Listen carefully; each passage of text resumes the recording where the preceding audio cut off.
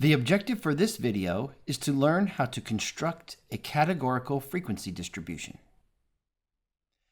A researcher played a mobile device game for 2 hours. The objective of the game is to capture as many virtual characters as possible, apparently without regard to safety or others. The following table shows the list of characters captured after 2 hours of playing. In this raw form, the data is not particularly useful. The data must be organized so that conclusions can be drawn from the dataset.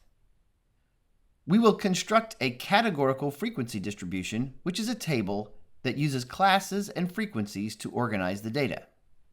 Step 1 is to make a table with headings class, tally, frequency, and percent.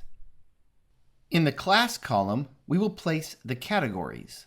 In this case, it will be the type of characters that were captured: plastic, wheat, insect, metal, and liquid. Step 2 will be to tally the data. Going through this table, we find that we captured 9 plastic characters. We captured 7 wheat characters,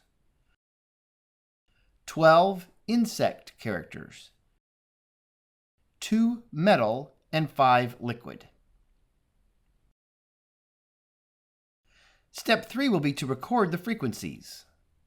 So in the frequency column, we will just put the number of each of these characters that were captured.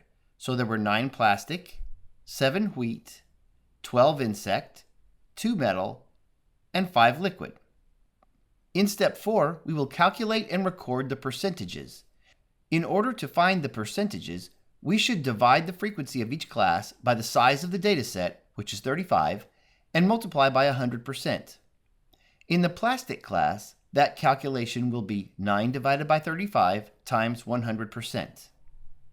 This calculation will give us a result of 26% when we round to the nearest percentage. In other words, 26% of the characters captured in this 2-hour session of playing the game were in the plastic category. Continuing in this way, we will find that 20% of the characters were wheat, 34% were insect, 6% metal, and 14% liquid. If we study the table, we can more easily see the distribution of the categories in the dataset. For instance, the insect category was most popular with 34% of the characters captured. In this video, we learned how to construct a categorical frequency distribution.